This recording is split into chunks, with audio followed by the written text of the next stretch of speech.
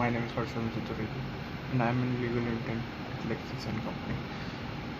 So today we are going to talk about DIN cannot be deactivated solely for disqualification under section 164 subsection 2 Companies Act.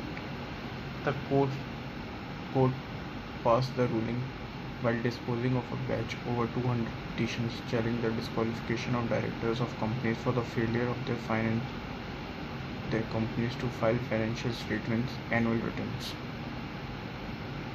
While uploading the constitutionality of section 164 subsection 2 and 167 subsection 1 of the Companies Act 2013, which deal with the disqualification of directors from the companies, the Kerala High Court recently made pertinent observation on the impact of these provisions.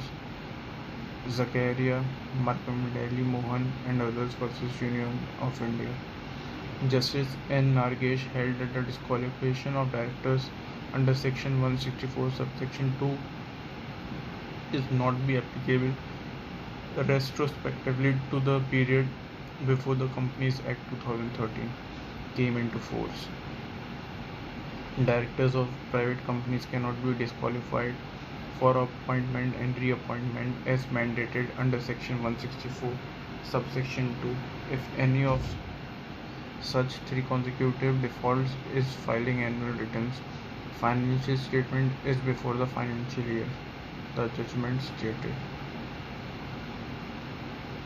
The court added this would be especially so because of the 31st March 2014 the provisions of section 274 subsection 1 clause G of the Act 1956 were governing the field. Among the other important conclusions, the court had also held that the director identification number cannot be deactivated only on an account of the contemporary disqualification of directors under section 164 clause 2.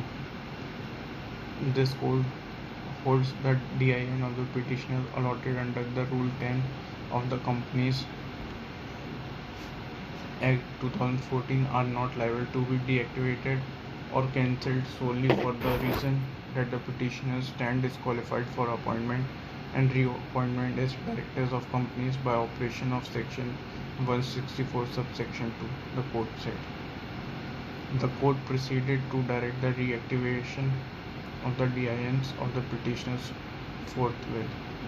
However, the authorities were given the liberty to cancel or deactivate the DINs of the petitioners for any reasons laid down in Rule 11 of the Companies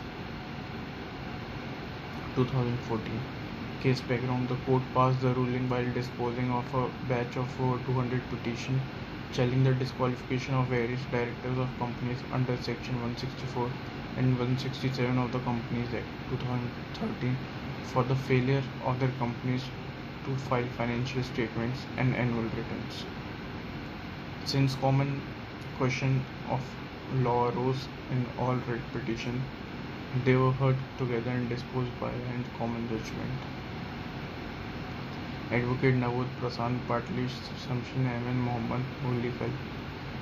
The law in question is section 164 subsection 2 lays down that the director of a company would stand disqualified for a period of 5 years if the company does not file financial statement for a continuous period of 3 financial years or defaults on payments of other dues concerning debenture repayment, dividends declared.